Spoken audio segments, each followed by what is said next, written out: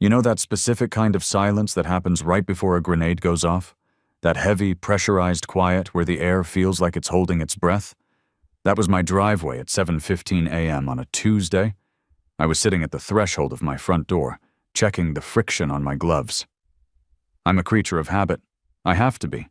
When your legs decided to retire regarding their participation in your daily life about 10 years ago, you learned that spontaneity is a luxury for people who can walk over curbs. For me, everything is logistics. Everything is timing. I had a neurologist appointment across town at 8:30 a.m. It's a 45-minute drive with traffic. I allowed 15 minutes to load into the van, 5 minutes to secure the wheelchair tie-downs, and 5 minutes for unforeseen nonsense. I was on schedule. I had my coffee in the cup holder attached to the armrest of my Titan X4. I locked the front door behind me, spun the chair around, and rolled down the custom concrete ramp I'd paid $6,000 to install last year. I looked up, ready to hit the remote for the side entry ramp on my van. My finger hovered over the button. I blinked. I actually rubbed my eyes, like a character in a bad cartoon, thinking maybe the morning sun glare was messing with my depth perception. My driveway was empty. My 2022 Toyota Sienna, customized with a brawn ability conversion, a kneeling system, and hand controls, an $80,000 piece of machinery that effectively served as my legs, was gone. I sat there at the bottom of the ramp, the morning breeze cooling the sweat that had instantly broken out on my forehead. I didn't panic immediately. The logical side of my brain, the side that used to be a corporate litigator before the accident, started running down the list of possibilities. Did I lend it to someone? No. The hand controls make it terrifying for able-bodied people to drive. Did my brother take it? No, he lives in Ohio. Did I park it in the garage? No, the garage is full of boxes from the move. That left option D, grand theft auto. My heart started hammering a frantic rhythm against my ribs. That van wasn't just a car. It was my freedom. Without it, I was a prisoner in a 3-bedroom ranch in the suburbs of Atlanta. I fumbled for my phone, my hands shaking so bad I almost dropped it into the azalea bushes. I dialed 911.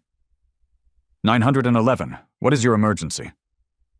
My vehicle has been stolen, I said, my voice sounding tighter than I wanted it to. I'm at 442 Oak Creek Lane. It's a gray Toyota Sienna, wheelchair accessible. It was in my driveway last night. Okay, sir, take a breath, the dispatcher said, sounding bored. This was probably her 10th stolen car call before breakfast. Are you sure it wasn't repossessed? I own it outright, I snapped. I have the title in my safe. It wasn't repoed. And are you up to date on your parking tickets? It was in my private driveway, I said, emphasizing the words. Someone came onto my property and took it. Hold on a second. Let me check the repo and tow logs, she said. I heard the clicking of a keyboard. The seconds stretched out, agonizingly long. A squirrel ran across the empty slab of concrete where my tires should have been, mocking me. Sir? She came back on. Yeah? I have a hit here. It wasn't reported stolen. It was a private property impound. I frowned. A what? I'm on my private property. It was towed at 3:45 a.m. by Predator Towing and Recovery. The authorization came from, let's see, the Oak Creek Homeowners Association. My blood ran cold, then immediately boiled. The HOA. I had moved into Oak Creek 3 months ago. It was a nice neighborhood, quiet, flat terrain, good for the chair. I'd met a few neighbors, mostly nice folks, but I had seen the emails from the board. They were aggressive about trash cans and lawn length, but I kept my nose clean. My grass was manicured. My trash cans were invisible. That's impossible, I told the dispatcher. I have a handicap placard. It's a medical vehicle. They can't tow a vehicle from a private driveway without a court order or an emergency. Well, sir, that's a civil matter, she said. The magic words that cops use when they don't want to do paperwork. You'll have to take it up with the tow company or your HOA. We can't send an officer for a civil dispute. This isn't a dispute, I shouted, losing my cool. They stole an $80,000 medical device. If they took my prosthetic legs, would you send an officer? Sir, if you don't lower your voice, I'm going to disconnect. Call Predator Towing. The line went dead. I stared at the phone. I wanted to throw it through the window of the house across the street, but I couldn't. I needed it. I checked the time. 7:25 a.m. My appointment was in an hour. If I missed this appointment, I'd have to wait 3 months for a reschedule. I needed my meds refilled. Missing this wasn't an option. I Googled Predator Towing. 1 star on Yelp. Santan. Reviews that used words like criminal, thieves, and scum. I dialed the number. Predator, a gravelly voice answered. No greeting, just the name of the beast. You have my van, I said. Gray Toyota Sienna. You took it from 442 Oak Creek Lane. Yeah, the bus, the guy said. He actually chuckled. Yeah, we got it. Commercial vehicle violation. It's not a commercial vehicle, I said, trying to keep my voice steady. It's a wheelchair van. It has a ramp. It has a handicap tag hanging from the mirror. Did you not see the blue wheelchair symbol on the license plate? Look, buddy, the work order said commercial oversized vehicle. It's got a high roof. It's got writing on the back. The writing is the manufacturer's badge that says Brawnability, I ground out. And the roof is raised so I don't break my neck when I drive into it. You need to bring it back, now. We don't do delivery, he laughed. You want it? Come get it. It's at the yard on Industrial Belvidere. That'll be $300 for the tow, $50 for the storage, and $50 for the drop fee if you come after 8 a.m. Cash only. I can't come get it, I said, my voice trembling with rage. You have my van. I am in a wheelchair. I cannot drive a regular car. Uber exists, pal. We close at 5. Click. I sat there in the morning sun, feeling a level of helplessness I hadn't felt since the first weeks of rehab. They'd stripped me of my autonomy. I looked at my watch. 7:35 a.m. I opened the Uber app. I scrolled past UberX, past Uber XL. I had to find the WEV, wheelchair accessible vehicle, option. In a city like Atlanta, you'd think there would be hundreds. There were 2. The nearest one was 25 minutes away. I booked it. Cost $45. While I waited, stuck on my own porch, I called my doctor's office. Hi, this is Jack Miller. Look, I'm going to be late. My van was incapacitated. Dr. Evans has a strict 15-minute window, Mr. Miller, the receptionist said. I know, I'll be there. Please just hold the slot. The next 20 minutes were pure agony. I sat there, stewing. I looked around the neighborhood. It was pristine, perfectly manicured lawns, identical mailboxes. It was Stepford with a gate code. And somewhere in one of these houses sat the person who authorized a tow truck to back into my driveway in the middle of the night and drag away my livelihood. The Uber finally arrived. The driver was a nice guy, a Haitian immigrant named Davi. He lowered the ramp for me. You okay, boss? He asked as he strapped me in. You look like you want to kill someone. I might, Davy, I said. I just might. We drove to the tow yard. It was exactly what you'd expect. A fenced-in lot behind a scrapyard, guarded by a Rottweiler that looked like it ate lesser dogs for sport. The office was a trailer with barred windows. I had Davy wait. I might need a ride back if they refuse to release it, I told him. I'll pay you for the waiting time. I rolled up to the window. The glass was bulletproof, covered in smudges and stickers that said things like, "We don't dial 911 and cash is king." A man sat behind the glass. He was wearing a grease-stained tank top and eating a breakfast burrito that looked like it was 90% grease. Help you? He mumbled, mouth full. I'm here for the Sienna, I said. Jack Miller. He wiped his mouth on his forearm and typed something into a computer that looked like it ran on DOS. Miller, yeah, $400. You said 300 on the phone. It's after 8 a.m. now. Day rate applies? I took a deep breath. I'm going to pay you because I need to get to a doctor. But I want you to know this is an illegal tow. You towed a handicapped vehicle from a residence where it is registered. That's a violation of the ADA and state predatory towing laws. He looked at me, dead in the eyes, and took another bite of his burrito. I got a contract with the HOA, buddy. They say tow, I tow. You got a beef, take it up with the lady who runs the show. Barbara something. She's the one who called it in personally. Said it was an eyesore. Barbara. I knew the name. Barbara usually signed the monthly newsletters with little smiley faces and quotes about community harmony. I handed him my credit card. Read the sign, he tapped the glass. Cash only. I don't carry $400 in cash, I said through gritted teeth. ATM is at the gas station down the block. I am in a wheelchair, I said, gesturing to my entire existence. There are no sidewalks on this industrial road. You want me to roll in traffic? He shrugged. Not my problem. I had to go back to Davy. Davy, I need you to drive me to an ATM. We did the loop, got the cash, came back. I shoved the bills through the slot. He threw a clipboard at me. Sign. I signed. But above my signature, in big block letters, I wrote, paid under duress. Illegal tow. Vehicle is medically necessary. He looked at it, snorted, and buzzed the gate. My van was parked in the back, squeezed between a rusted F-150 and a dumpster. I checked it for damage. The bumper had a scrape where they'd hooked it up too fast. I took a picture. I took a picture of the tow yard, the lack of handicap parking at the tow yard office, another violation, and the receipt. I got in. The familiarity of my hand controls felt like shaking hands with an old friend. I tipped Davy $50 for his patience and sped off. I made my doctor's appointment with 2 minutes to spare. My blood pressure, usually a steady 120/80ths, was 160/100ths. Dr. Evans asked if I was under stress. You have no idea, I said. By the time I got back to Oak Creek, it was noon. The adrenaline was fading, replaced by a cold, hard resolve.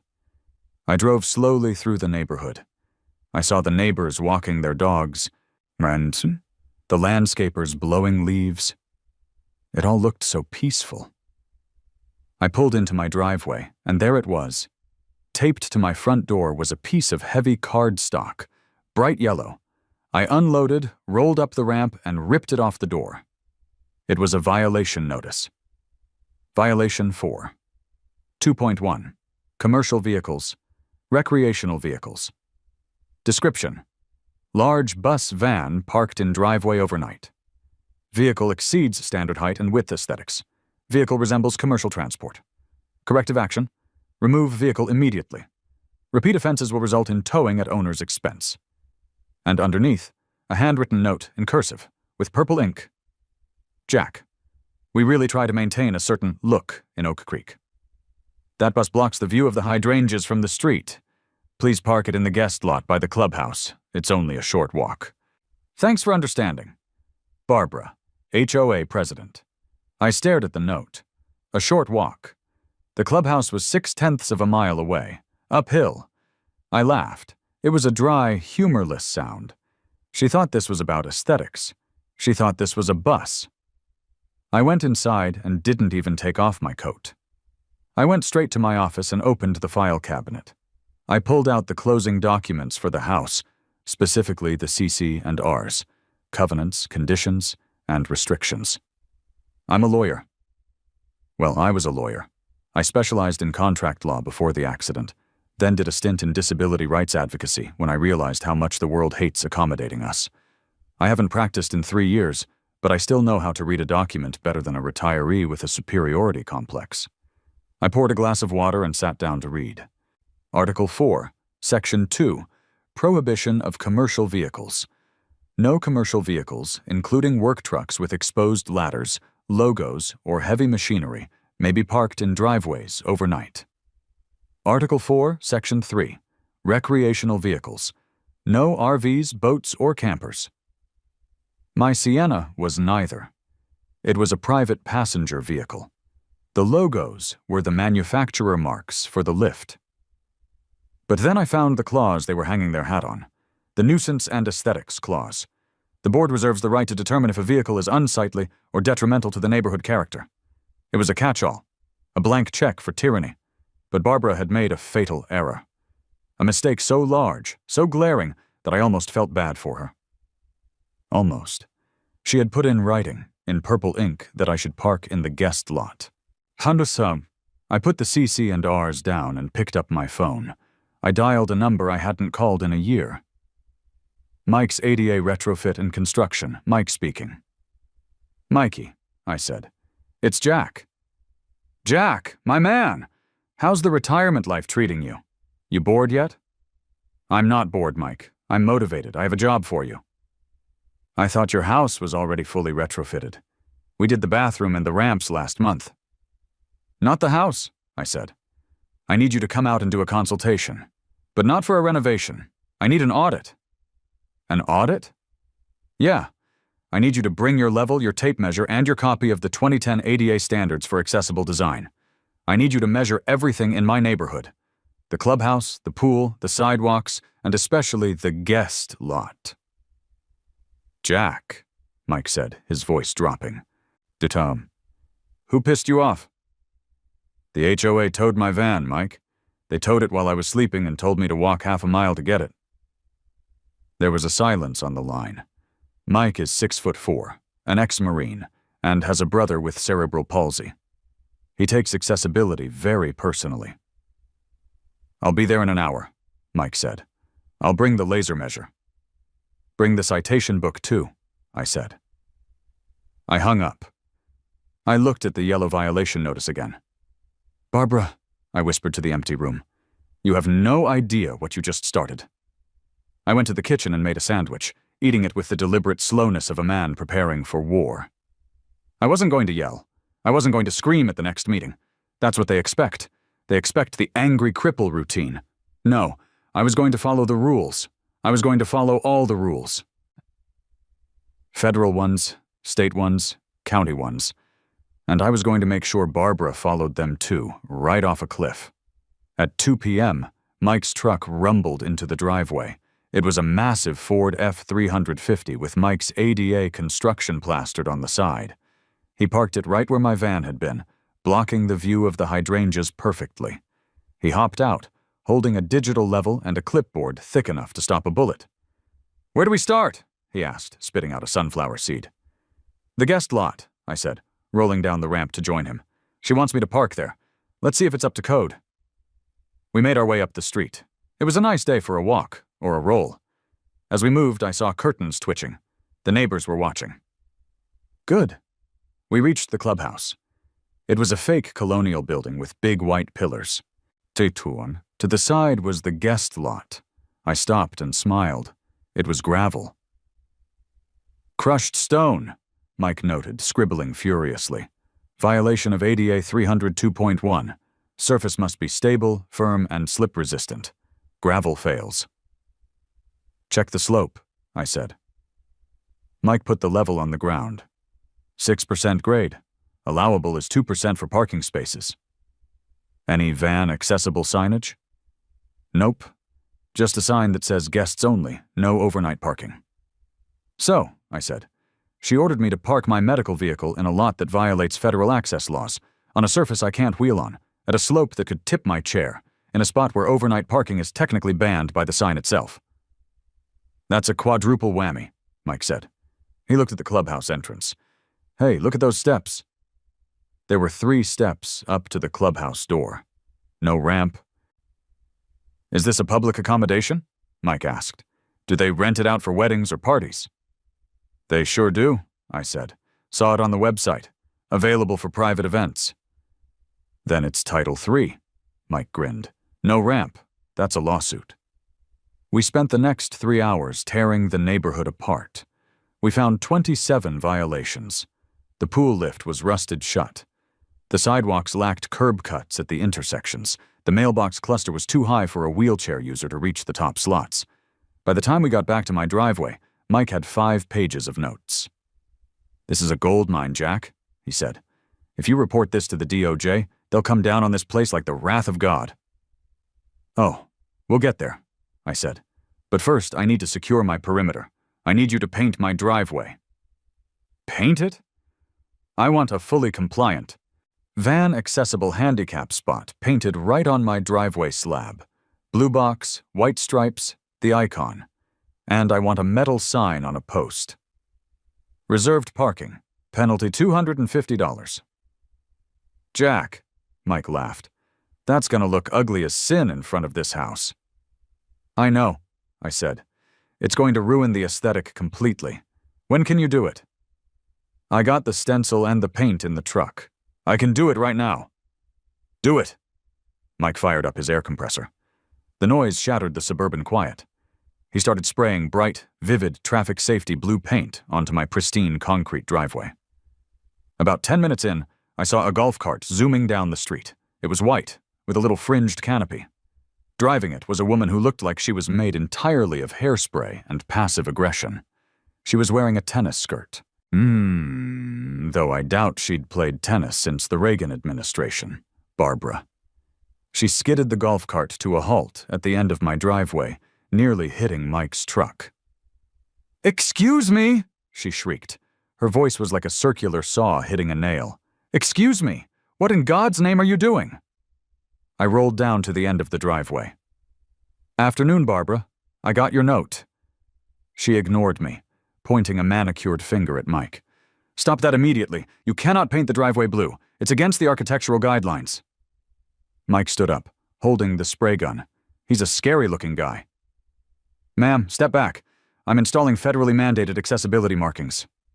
"This is private property," she yelled. "The HOA owns the aesthetic rights to the exterior."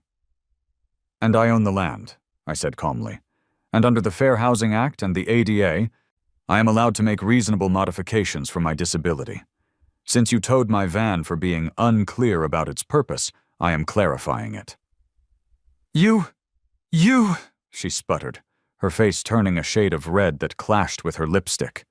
"You are defacing the neighborhood. I will fine you. I will fine you $1,000 a day until you scrub that off." "You can try," I said. "But, Barbara, I'm curious. Why did you tow my van?" "It's a commercial bus," she shouted. "It doesn't fit the image of Oak Creek." "It's a wheelchair van," I said. "I need it to get to the doctor. I missed part of my treatment today because of you."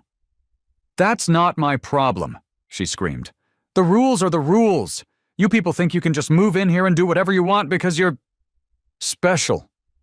The air went still. Even Mike stopped moving. "You people?" I asked softly. "You know what I mean," she snapped, realizing she'd gone too far but too proud to back down. "Rules apply to everyone. If you can't follow them, maybe you belong in a facility, not a luxury community." I smiled. It was the smile of a wolf looking at a lamb that had just tripped. "Thank you, Barbara," I said. "I really needed you to say that." "I'm calling the tow truck again," she threatened, putting the golf cart in reverse. "If that van is here tonight, it's gone." "Go ahead," I said. "Do it." She sped off, her little electric motor whining. Mike looked at me. "She's actually going to do it, isn't she?" "She is." "And you're going to let her?" "Mike," I said, looking at the fresh blue paint gleaming in the sun. "I'm counting on it." That night I parked the van right in the middle of the blue box. I set up a camera in my bedroom window, pointed at the driveway. I made sure the handicap placard was hanging clearly from the mirror. I went to bed, but I didn't sleep. At 3:15 a.m., the lights of a tow truck swept across my ceiling. I watched on the monitor as the same truck from Predator Towing backed up. The driver hopped out. He looked at the blue lines. He looked at the sign Mike had installed. He hesitated. Then he checked his phone. Probably a text from Barbara demanding action. He hooked up the van. I didn't stop him. I let him drag it right out of the painted box, tires screeching, and pull it down the street. I waited until the taillights disappeared. Then I picked up my phone. But I didn't call the tow company this time. I dialed the non-emergency line for the police. "Dispatch." "Yes," I said, my voice calm, cold, "Don't," and professional. "I'd like to report a grand larceny and a hate crime." The police arrived 20 minutes later. I was sitting on my front porch, wrapped in a blanket, watching the flashing blue lights bounce off the fresh paint Mike had laid down only hours before. 2 cruisers. One officer I didn't know, and a younger one who looked like he'd just started shaving. The older one, a sergeant by the stripes on his sleeve, walked up the driveway. He looked tired. He looked like a man who had dealt with too many domestic disputes over burnt toast. His name tag said Miller. "Mr. Miller?" he asked, glancing at his notepad. Same last name. No relation, I assume? I hope not, Sergeant, I said. For your sake. My family tends to be stubborn. He didn't smile. Dispatch said you reported a grand larceny and a hate crime. Those are big words. We usually reserve those for bank robberies and cross burnings. From the notes, it looks like your car got towed. My van, I corrected. And yes, it was towed. Taken from my private property without my consent for the second time in 24 hours. Sergeant Miller sighed, the sound of air escaping a tire. He hooked his thumbs into his vest. Sir, I'm going to be honest with you. This is a civil matter. If you have a dispute with your HOA or a towing company, you take them to small claims court. We don't enforce neighborhood covenants, and we don't referee parking disputes. This was the moment, the pivot point. Most people hear it's a civil matter and give up. They yell, they scream, and the cop leaves. I wasn't most people. I had prepared for this conversation for 3 years, ever since I lost my legs. Sergeant, I said, keeping my voice low and steady. I need you to look at my driveway. He looked down. He shone his flashlight on the bright blue box, the white wheelchair symbol, and the metal sign that read, Reserved Parking, State Permit Required. Okay, he said. You painted a spot. That's nice. But if the HOA has rules against commercial vehicles... It's not a commercial vehicle, I interrupted. And this isn't a parking dispute. Sergeant, do you know what OCGA Section August 2nd, 16 says regarding theft by taking? He blinked. Excuse me? Georgia Code, I recited from memory. A person commits the offense of theft by taking when he unlawfully takes any property of another with the intention of depriving him of the property. Now, usually towing companies have a liability shield because they are acting as agents of a property owner. But that shield disappears if they knowingly violate state or federal law during the seizure. Okay, counselor, Miller said, his tone hardening. What law did they violate? OCGA Section May 430, I said. Exploitation and intimidation of a disabled adult. And more importantly, federal deprivation of rights under color of authority. But let's keep it simple for the report. That van is equipped with a $30,000 Braun Ability conversion ramp and hand controls. It is classified as durable medical equipment by my insurance and the DMV. It is a prosthetic device. Without it, I am physically unable to leave this house. I leaned forward in my chair, catching his eyes. If someone came into my house while I was sleeping and stole my wheelchair, would you call that a civil matter? If someone unbuckled a man's prosthetic leg and ran off with it, would you tell him to take it up with the HOA? Miller paused. He looked at the empty blue box. He looked at my legs. He looked back at me. The annoyed cop mask slipped, replaced by something calculating. No, he admitted. I wouldn't. They took my legs, Sergeant. They did it knowingly. The woman who ordered this, Barbara Smith, was told to her face yesterday that this is a medical vehicle. The tow driver saw the handicap markings on the ground. He saw the placard. He saw the sign. And he took it anyway. I pulled out my iPad. I have video. Miller walked up the ramp to look at the screen. I played the footage from the night vision camera. We watched in silence. The truck backed up. The driver got out. He clearly looked at the bright blue paint. He looked at the sign. He even kicked the sign. He checked his phone, likely confirming the order, and then hooked up the van. He saw the markings, Miller muttered. He knew it was a designated handicap spot. Towing a vehicle from a designated handicap spot without a specific court order regarding that specific vehicle is a misdemeanor in itself, I said. But doing it to harass a resident? That's harassment. Doing it to deprive a disabled person of their mobility? That's a felony. Miller straightened up. He turned to his rookie partner. Get the camera. Photograph the driveway. Photograph the sign. Get pictures of the drag marks crossing the blue paint. He turned back to me. I need the names. Who authorized this? Barbara Smith, I said. President of the HOA. She lives at 440, and the tow company is Predator Towing. I know them, Miller grunted. Scumbags. We've had trouble with them before. I want to press charges, I said. I want to press charges for theft. by taking, criminal trespass, and if you can stick it, cruelty to a disabled adult. Miller nodded slowly. I can't arrest her tonight, Mr. Miller. Not without a warrant signed by a judge. This is complex.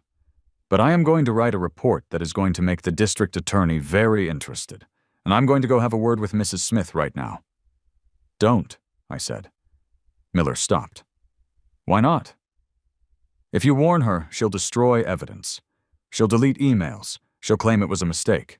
I need you to file the report so I have a paper trail. I'm going to handle the fear of God part in federal court tomorrow morning. I need the element of surprise. Miller looked at me with a newfound respect. You really were a lawyer, or weren't you? I was the best, I said, and now I have a lot of free time. Miller wrote me a case number. Report hash 2409822. I'm listing it as theft, larceny with special circumstances. Good luck, Mr. Miller. Go get him. He left. I didn't go back to bed. I brewed a pot of coffee strong enough to strip paint. I wheeled myself into my office and woke up my computer. It was 4:30 a.m. By 8 a.m., I needed to draft a complaint that would hit the Oak Creek Homeowners Association like a kinetic orbital strike. I opened a new document. In the United States District Court, Northern District of Georgia Plaintiff, Jack Miller, Defendants, Oak Creek Homeowners Association, Inc., Barbara Smith, individually, Predator Towing and Recovery, LLC, Nature of Action 1, Violation of the Americans with Disabilities Act, ADA, Title 3, 2, Violation of the Fair Housing Act, FHA, 3, 42 U.S.C. Section 1983, Deprivation of Rights, 4, Conversion, Theft, 5, Intentional infliction of emotional distress, 6, Conspiracy to interfere with civil rights. I typed furiously. The anger that had been burning in my gut flowed out through my fingertips. I cited the statutes. I cited the case law. I detailed the timeline of malice. The initial valid parking. The first tow, illegal. The diplomatic attempt. My interaction with Barbara. The explicit warning, telling her it was medical equipment. The guest lot trap, ordering me to use a non-compliant lot. The installation of safety measures, Mike's paint. The second tow, the nuclear event. Then came the motion for temporary restraining order, TRO, and preliminary injunction. This was the dagger. A lawsuit takes years. A TRO takes hours. I asked the court for 3 things immediately. 1. Immediate return of property. The court must order the release of the van without payment of fees. 2. Enjoinment. The HOA is forbidden from touching my property or entering my driveway. 3. Asset freeze. This was the kicker. I argued that because the HOA and Predator Towing had engaged in a criminal conspiracy to deprive me of property, and because the damages, punitive, could exceed their insurance caps, the court needed to freeze their operating accounts to prevent them from hiding assets. I attached the photos, the gravel lot, the steps, the blue driveway, the note in purple ink. At 8:30 a.m., I emailed the entire packet to an old friend of mine, Sarah, who was still a partner at my old firm. Jack, she said when she called me 10 minutes later, I'm reading this. Holy hell. Is it solid? Solid, Jack. This is a massacre. You named Barbara individually? She acted outside the scope of her authority, I said. The bylaws don't authorize the board to violate federal law. Therefore, she loses indemnification. I'm coming for her house, Sarah. I'll file it electronically right now, Sarah said. I'll walk the TRO over to Judge Henderson. He hates HOAs. He had a fence dispute last year. Perfect. What are you going to do? I'm going to wait, I said. The HOA meeting is tonight. I imagine they'll be celebrating my departure. They have no idea, do they? No, I said. They think they won. The day passed in a blur of logistics. I had to arrange a rental van, another $200 expense I added to the damages spreadsheet, just to get around. At 4 p.m., Sarah called. TRO is granted, she said, her voice sounding breathless. Judge Henderson didn't even hesitate. He saw the photo of the gravel lot and the guest parking sign and practically threw his gavel. The order is signed. The U.S. Marshals are serving the bank right now to freeze the HOA accounts. They're serving predator towing, too. What about the van? Order for immediate return. If they don't have it in your driveway by 6 p.m., the owner of the tow yard goes to jail for contempt. Good, I said. Don't tell the HOA yet. Let the process server hit them during the meeting. You're evil, Jack. I'm thorough. The monthly HOA meeting was scheduled for 7 p.m. at the clubhouse, the same clubhouse that Mike had identified as being non-compliant. I arrived at 6:55 p.m. I rolled my rental van into the gravel lot, then parked sideways across 3 regular spots on the paved section because I couldn't deploy my ramp on the gravel. I rolled up to the entrance. The 3 steps loomed. I waited. A neighbor, a nice guy named Tom, saw me. Hey, Jack, need a hand? No thanks, Tom, I said loudly. I can't enter.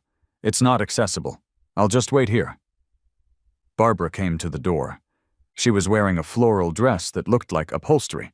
She saw me at the bottom of the stairs. Jack, she said, her voice dripping with fake sympathy. I see you made it. Did you get your bus situation sorted out? Not yet, Barbara, I said. I'm just here to observe. Well, come inside, she waved. I can't, I pointed to the stairs. Federal law requires a ramp. You don't have one. Oh, don't be dramatic, she scoffed. Some of the men can lift you. I am not furniture, Barbara. I don't get lifted. I'll listen from the door. She rolled her eyes and went inside. She left the door open. I sat at the bottom of the stairs, invisible to them, but hearing everything. The meeting began. The usual minutiae. Budget for flowers, complaints about a dog barking. Then Barbara took the floor. Finally, she announced, I am pleased to report that we have taken care of the eyesore on Oak Creek Lane. The commercial vehicle has been removed, and we will be strictly enforcing the aesthetic codes from now on. We must maintain our property values. There was a smattering of applause from her sycophants. Also, she continued, I will be levying a fine against Mr. Miller for the unauthorized painting of the driveway. We will be hiring a sandblasting crew to remove the graffiti tomorrow and billing him for the cost. I checked my watch. 7:15 p.m. Headlights swept across the parking lot. It wasn't the sandblasting crew. It was a marked police cruiser. Then another. Then a black SUV that screamed, Unmarked Unit. Officer Miller stepped out of the first car, but it was the man from the SUV who caught my attention. He was wearing a suit. He looked like a man who billed by the hour, a process server. They walked up to the clubhouse. They saw me at the bottom of the stairs. Mr. Miller? Officer Miller nodded. Sergeant, I replied. Lovely evening for a raid. Is she inside? Holding court. The officers walked up the stairs. The process server followed. I engaged the motor on my chair and moved closer to the door to watch. The room went silent as the uniforms entered. Can I help you? Barbara asked, her voice trembling slightly. We're in a private meeting. Barbara Smith? Officer Miller asked. Yes, I'm the president. Miss Smith, I'm Sergeant Miller with the police department, and this is Mr. Jenkins. The process server stepped forward and dropped a stack of papers on the table. It made a heavy, decisive thud. You are being served with a federal injunction and a civil lawsuit, Jenkins said loudly. As of 4:30 p.m. today, by order of Judge Henderson of the Northern District, all assets of the Oak Creek HOA have been frozen. You are ordered to cease and desist all enforcement actions immediately. Frozen? The treasurer, a balding man named Gary, stood up. What do you mean, frozen? We have bills to pay. Not anymore, you don't, Jenkins said. The judge found sufficient evidence of a conspiracy to violate the civil rights of a resident. Until the trial, you can't spend a dime. Barbara turned purple. This is ridiculous. That man, she pointed at the door where I was lurking, is harassing us. He broke the rules. Miss Smith, Sergeant Miller interrupted. His voice wasn't polite anymore. It was the voice of the law. We're not here just for the lawsuit. He pulled a pair of handcuffs from his belt. The metal ratcheting sound echoed in the silent room. Barbara Smith, you are under arrest. The room gasped. It was a collective intake of breath that sucked the oxygen out of the building. "Arrest!" Barbara shrieked. "For what? Enforcing the bylaws?" "For theft by taking," Miller said, walking around the table. "For criminal trespass. And for exploitation of a disabled adult." I... She looked around for support. No one moved. The other board members were shrinking back, trying to become part of the wallpaper.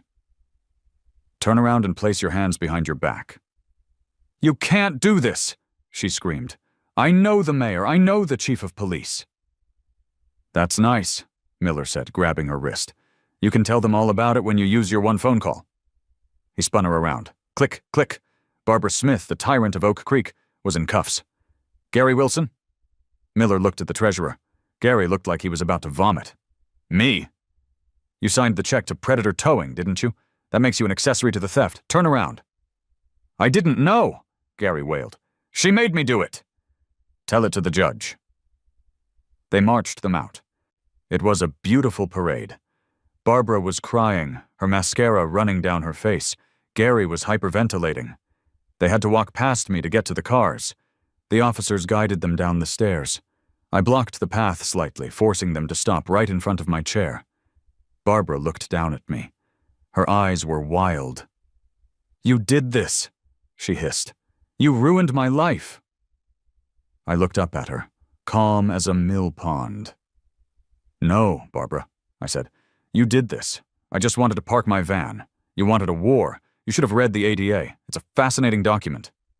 "I'll sue you," she screamed as Miller shoved her toward the cruiser. "I'll take your house." "You can't," I called after her. "Your assets are frozen. You can't even afford a lawyer." Miller stuffed her into the back of the cruiser. He slammed the door. It was the most satisfying sound I had ever heard. He walked back over to me. "The van?" I asked. "Tow company just called dispatch," Miller grinned. "They're on their way to drop it off. Driver is crying. Says he didn't know. Owner is trying to claim it was a clerical error." "They're still getting sued," I said. "I figured." Miller tipped his hat. "Have a good night, Mr. Miller. Maybe try to stay out of trouble?" "I don't make trouble, Sergeant," I said, watching the blue lights fade into the night. "I just fix it." I sat there for a moment in the quiet. The other neighbors were pouring out of the clubhouse, whispering, looking at me with a mix of fear and awe. Big Mike's truck pulled up. He'd been listening on the scanner. "Did I miss it?" he asked, hopping out. "You missed the cuffs," I said. "But don't worry. The show is just starting." "What now?" "Now," I said, putting my car in gear. "Now we start the renovation. This neighborhood is going to be the most handicap-accessible subdivision in the state of Georgia by the time I'm done with them." The fallout was spectacular. Barbara spent 2 nights in county jail before her husband managed to post bail. The "I know the mayor" card didn't work because, as it turns out, the mayor has a nephew in a wheelchair and didn't take kindly to the headlines. Oh yes, the headlines. I may have tipped off a local news station. The segment was titled, "HOA Grinch Steals Disabled Veteran's Van. Police Tow Her to Jail." The video of the tow truck dragging my van out of the blue box went viral. 4 million views on TikTok.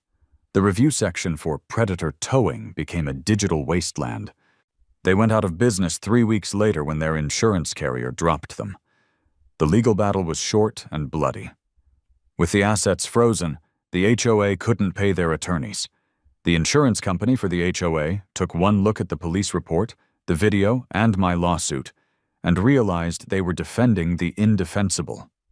They invoked a conduct exclusion clause for Barbara and Gary, meaning the insurance wouldn't cover their criminal defense, but they offered to settle the civil suit to stop the bleeding. The settlement? 1. Damages? $250,000 paid to me for emotional distress, loss of use, and punitive damages. 2. Repairs. Full payment for the inspection and repair of my van. The transmission was damaged from the tow. 3. Were compliance. The HOA entered into a consent decree to spend their remaining reserve funds, bringing the entire neighborhood up to ADA code. Barbara resigned in disgrace. She put her house on the market, but word got around. Last I heard, she moved to a condo in Florida. I pity that condo board. Gary pleaded down to a misdemeanor trespass and agreed to testify against the tow company owner, who is currently serving 2 years for predatory practices and fraud. But the best part wasn't the money. It was the neighborhood. 6 months later, Oak Creek looked different. The guest lot was paved with smooth, beautiful asphalt. It had 2 van-accessible spots. The clubhouse had a concrete ramp with brushed steel railings. The pool had a brand-new electric lift. And my driveway? My driveway was legendary.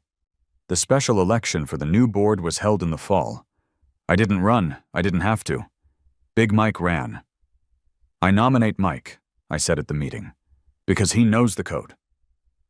He won unanimously. I was sitting on my porch one evening, watching the sunset. My van, shiny, repaired, and safe, was parked in its blue box. A young couple walked by pushing a stroller. "Hi, Jack," the wife waved. "Evening." I nodded. They walked easily down the new sidewalk cuts that Mike had installed. No bumping the stroller up the curb, just smooth sailing. Universal design helps everyone. That's what people forget. I took a sip of my beer. I had paid off my mortgage with the settlement money. I had a new titanium chair on order. And I had the quiet satisfaction of a man who had burned the village to save it. My phone buzzed. It was a text from Mike. "Mike. Hey, Prez," informally. "Just got an email from a lady on Elm Street complaining that your blue driveway is too bright. Want me to handle it?" I smiled and typed back. "Jack, send her the federal statute number for Go Kick Rocks." I put the phone down and closed my eyes. The air was sweet. The neighborhood was quiet.